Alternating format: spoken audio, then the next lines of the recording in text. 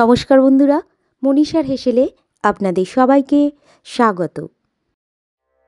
আজ আপনাদের সাথে শেয়ার করব মাশরুম পাকোড়ার রেসিপি। আর এই রেসিপিটি আপনারা টমেটো সসের সাথে অথবা চা কিংবা কফির সাথেও পরিবেশন করতে পারেন। চলুন তাহলে বন্ধুরা দেখে নেওয়া যাক আজকের রেসিপিটি বানানোর জন্য এখানে বাজার থেকে মাশরুম কিনে এনেছি। এরপর মাশরুমটাকে ভালো করে খোসা ছাড়িয়ে পরিষ্কার করে কেটে নেব।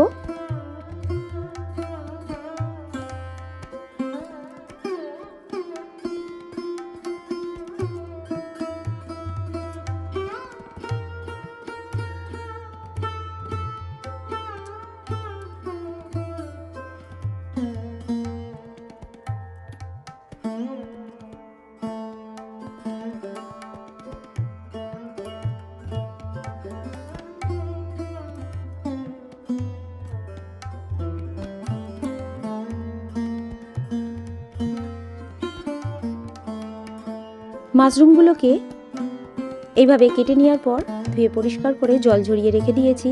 অন্যদিকে পাকোড়ার জন্য ব্যাটার বানিয়ে নেব। তার জন্য একটি পাত্রের মধ্যে দিয়ে দিলাম 1 কাপ পরিমাণ বেসন। এরপর দিয়ে দিলাম 2 চামচ পরিমাণ কর্নফ্লাওয়ার, 1 চামচ পরিমাণ রেড চিলি পাউডার দিয়ে দিলাম, 1 চামচ পরিমাণ হলুদ গুঁড়ো যুক্ত করলাম, 1 চামচ পরিমাণ জিরে গুঁড়ো দিয়ে দিলাম, 1 চামচ পরিমাণ ভাজা মশলা যুক্ত করলাম। ভাজা মশলার মধ্যে আছে মৌরি, জিরে আর গোটা ধনে। এরপর স্বাদ অনুযায়ী লবণ দিয়ে সমস্ত উপকরণকে ভালো করে চামচ দিয়ে মিশিয়ে নিলাম প্রথমে। এরপর পরিমাণ মতো জল দিয়ে একটি স্মুথ ব্যাটার বানিয়ে নিয়েছি এখানে।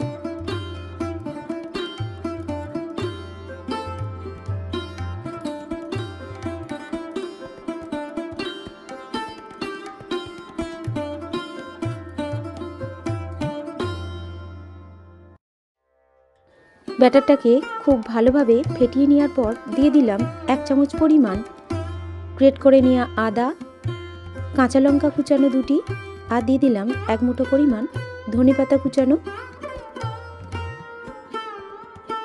সমস্ত কিছুকে ভালো করে মিশিয়ে নেব। এরপর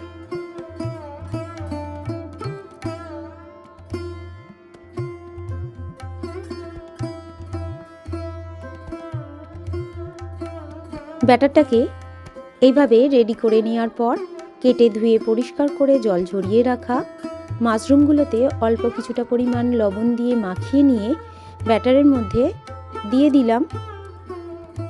ব্যাটারের সাথে মাশরুমটাকে ভালো করে কোটিং করে নিয়েছি। এরপর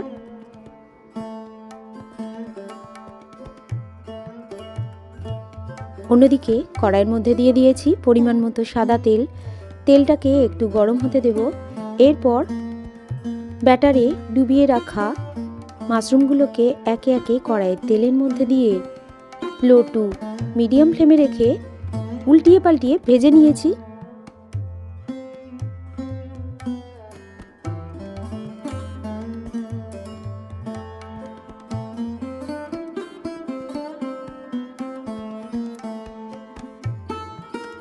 সমস্ত পাকোড়াগুলো ভেজে নেওয়া হয়ে গেলে একটি কিচেন টিস্যুর উপর পাকোড়াগুলোকে রেখে দিয়েছি। তৈরি হয়ে গেল আজকের recipe mushroom pakora tomato sauce.